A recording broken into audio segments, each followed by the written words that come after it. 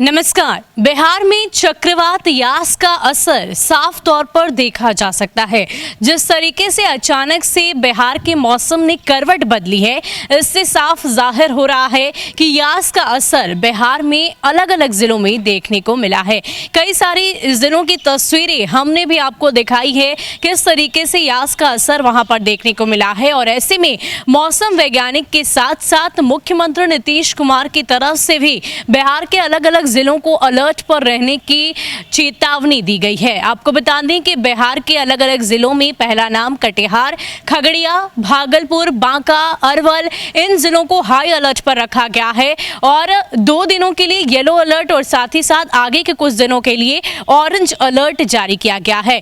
यास तूफान आज ओडिशा में कहर ढा रहा है। चक्रवात काफी तेजी से 175 किलोमीटर प्रति घंटे की रफ्तार से हवा चल रही है और यही वजह है कि फिलहाल ओडिशा की तरफ चक्रवात तूफान बढ़ते हुए इसका बिहार में भी अच्छा खासा असर देखने को मिलेगा। इस बात की जानकारी मौसम वैज्ञानिकों की तरफ से लगातार दी जा रही है।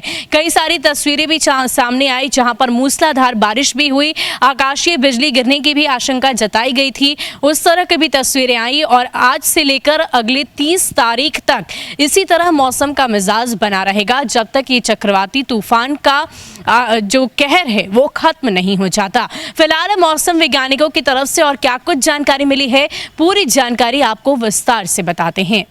बिहार में साइक्लोन यास की वजह से मौसम ने एक बार फिर करवट ली है। चक्रवाती तूफान यास के कारण सूबे के कई जिलों में सुबह से तेज हवा के साथ बारिश देखने को मिली और आज का मौसम भी कुछ यूं ही बना रहेगा। उत्तर बिहार के दरभंगा, मधुबनी, मुजफ्फरपुर में इसका असर दिखा। राजधानी पटना के आसमान में भी काले बादल का डेरा डलने लगा है। उधर मौसम विभाग ने बिहार में येलो और ऑरेंज अलर्ट जारी किया है। राज्य में आज यानी कि 26 मई से 29 मई तक भारी बारिश होने की संभावना है। वहीं सीएम नीतीश कुमार ने सभी विभागों को अलर्ट रहने का निर्देश दिया है। उप मुख्यमंत्री रेणु देवी ने कहा है कि अगर बिहार में किसी अन्य जगह पर मदद की जरूरत पड़ती है तो वहां पर बचाव व सहायता के लिए एनडीआरएफ की टीम भेजी जाएगी। इसके लिए विभाग ने एनडीआरएफ के 350 जवान और विशेषज्ञ रिजर्व में रखे हैं। यास तूफान के खतरे को देखते हुए पटना एयरपोर्ट से उड़ने वाले 21 जोड़ी विमानों को अगले 3 दिनों के लिए कैंसिल कर दिया गया है। कोरोना की जंग से लड़ रहे बिहार में चक्रवात की दस्तक से अब बिजली विभाग को अलर्ट किया गया है। वहीं सिविल सर्जन को निर्देश दिया गया है कि सभी अस्पतालों में बिजली कटने की स्थिति में पावर बैकअप तैयार किया जाए। चक्रवात का असर पटना और आसपास के इलाकों पर भी पड़ने की संभावना मौसम विभाग की ओर से जताई गई है। इस दौरान तेज हवा के साथ बारिश होने के आसार हैं। 3 से 11 डिग्री तक तापमान में गिरावट होने की संभावना जताई जा रही है। आज शाम तक बिहार में आंधी, पानी व ठनका गिरने की आशंका है। आपदा विभाग ने बिहार के 14 जिलों के लिए अलर्ट जारी किया है। मुख्य चेतावनियों की बात की जाए तो ठनका से बचने के लिए बेहद जरूरी है कि खेतों में ना जाएं, हाईवे और लंबी दूरी की सड़कों पर यात्रा टाल दें। बारिश और ठनका से बचने के लिए पेड़ के नीचे ना रुकें, निचले इलाकों में बच्चों को खेलने और तैरने ना जाने दें। बिजली के खंभों से सतर्क रहें। कुछ समय के लिए कमजोर एवं पुराने जर्जर मकानों से शिफ्ट हो जाएं। तो यास चक्रवात का असर अब बिहार में देखने को मिलेगा। इसको लेकर पूरी तरीके से चेतावनी बिहार सरकार और साथ ही साथ मौसम विभाग की तरफ से दी जा रही है। आपको बता दें कि तमाम तरीके से अलर्ट करने की कोशिश बिहार वासियों को की गई है।